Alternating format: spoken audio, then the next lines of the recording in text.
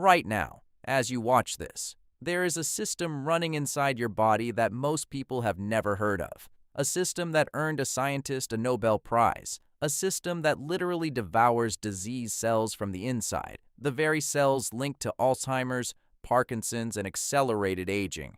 And it has exactly one condition. You have to stop eating. Not for a month, not for a week. A few hours is enough, and inside you something begins that most people never allow their body to start. But that's not even the strangest part. While this system stays off, and for most people it's off almost all the time, your fat stores sit behind a chemical lock. Literally, you can run, cut calories, starve yourself. The fat won't move because the lock is closed and the key is not in the gym. We're going to walk through this journey hour by hour, from the last bite of food to the moment your body activates deep biological renewal. R4, the fork in the road where 90% of people give up. R8, the body makes a decision that changes everything. R12, the brain gets fuel it was built to run on. R16, the Nobel Prize process begins. This is not motivation. This is physiology. Let's go. The stomach gets to work. Proteins break apart into amino acids, the body's building blocks. Carbohydrates dissolve into glucose and pour into the bloodstream. The pancreas detects the sugar spike and fires out insulin. Insulin is the dispatcher. It decides where energy goes, what burns now, what gets stored for later. And here is the thing you absolutely must understand right now. While insulin is in your blood, fat storage is locked. Not because your body doesn't want to use fat, but because with high insulin, it is chemically impossible. If you eat every 2 or 3 hours, insulin never drops low enough. Fat never becomes an available fuel source. You're sitting on a chest full of gold, complaining you have no money. In the first hours after eating, everything feels calm. Glycogen, stored sugar, is topped up in the liver and muscles. Comfortable, satisfied. But the clock has already started. Blood glucose starts to fall. Insulin drops with it. The stomach releases ghrelin, the hunger hormone. A mild irritation creeps in. Focus dips slightly. Thoughts drift toward food. Sound familiar? This is the fork in the road. At this exact moment, 90% of people open the refrigerator. They grab something sweet, wash it down with coffee, and the insulin cycle resets from 0. But if you stay with it, something important happens. The liver understands no new deliveries are coming. It begins breaking down stored glycogen to keep blood sugar stable. You are not getting weaker. You are switching fuel tanks. Think of someone who's driven everywhere by car their whole life, then suddenly has to walk. The first steps feel strange, but the legs work perfectly. They always did. They just weren't being used. The discomfort you feel in these hours is not a danger signal. It's a switching signal. Glycogen reserves are running out, and the body makes the decision that changes the rules of the game. It opens access to fat cells. Insulin has fallen low enough. The enzyme lipase activates. It literally unlocks the fat stores.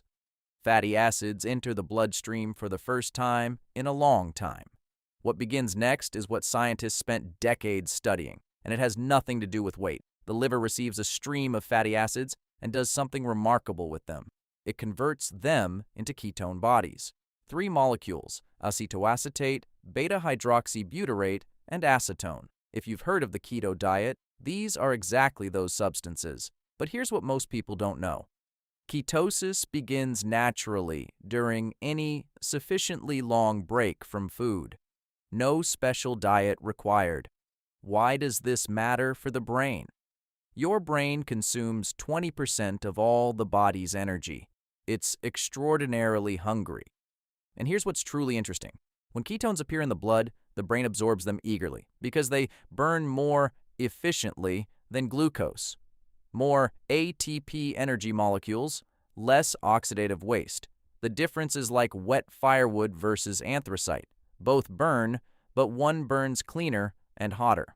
People who practice long breaks between meals describe the same experience. Somewhere between hour 12 and 14, the mind becomes unusually clear. The familiar afternoon fog disappears. Thoughts are sharp. Focus hits its maximum. From an evolutionary standpoint, this is completely logical. A hungry animal must become smarter and faster to find food. If hunger made creatures sluggish and dull, the species would not have survived. Evolution designed it exactly the other way around. Now, notice the paradox. We live in a world where food is available 24 hours a day. We never let this mechanism turn on. Then we wonder why we feel so sluggish after lunch. This is not weakness of character. This is biochemistry we've disrupted ourselves.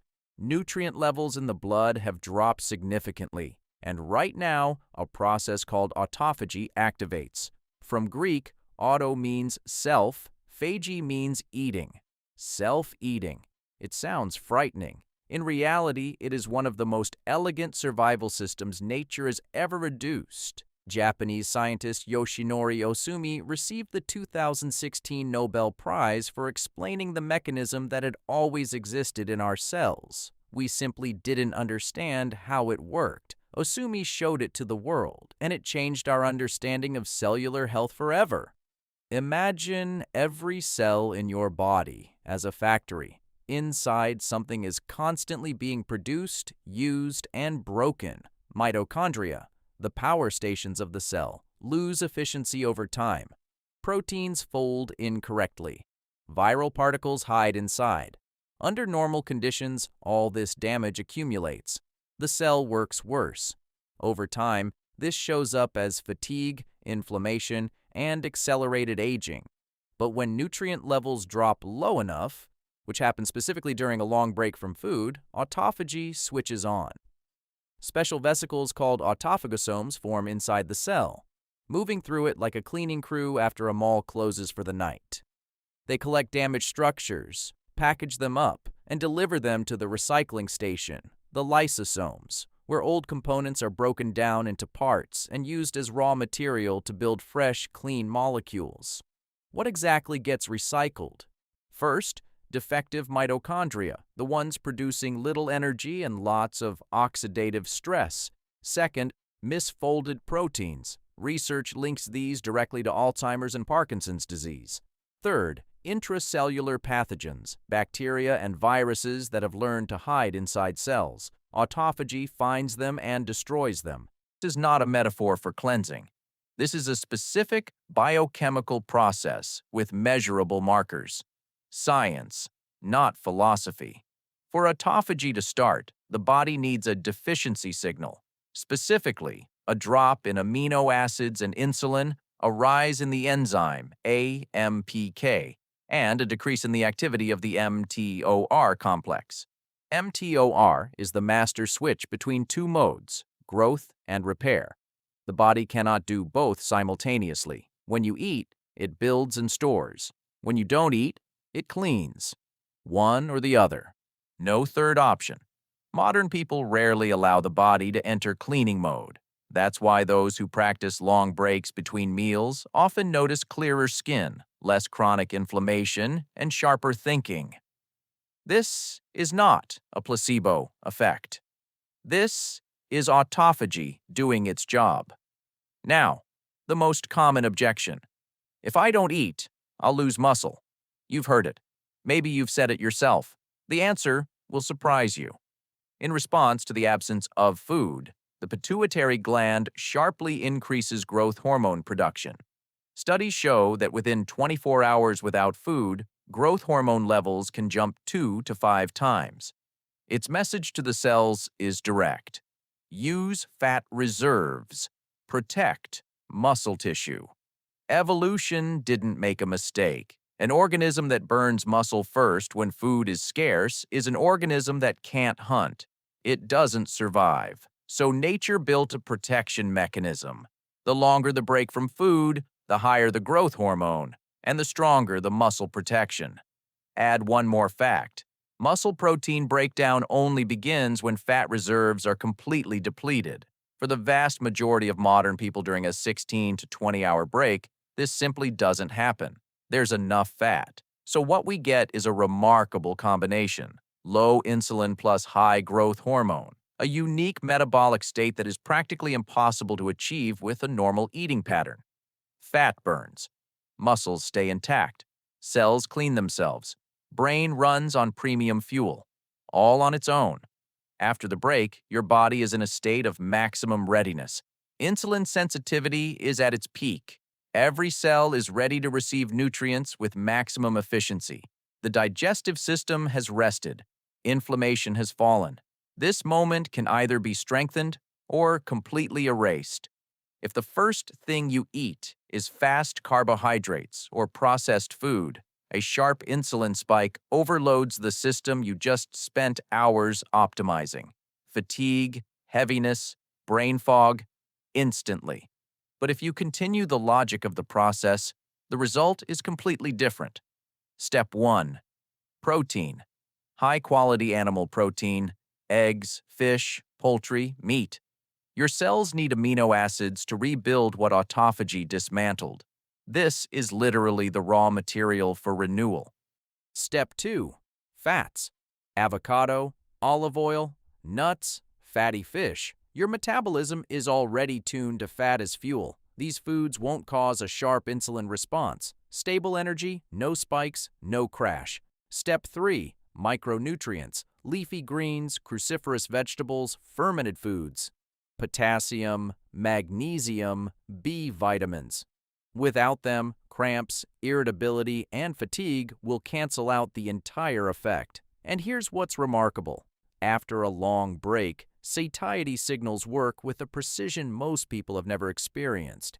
You stop when you're truly full, not when you've already overeaten. If you've been eating 6 times a day for years, your body won't switch overnight. That's normal. In the first days, you may get headaches, weakness, irritability. Not because the approach is wrong, but because the body needs time to rebuild its enzyme systems for fat metabolism. This is called metabolic flexibility. In a trained body, it takes hours. In an untrained one, a few days. But it can be trained. 3 rules for adapting. Rule 1. Don't rush. Start by pushing your first meal 1 hour later than usual, then 2. Gradually extending the window without food. The body adapts smoothly without stress. Rule 2. Electrolytes. When insulin drops, the kidneys excrete sodium and water more actively.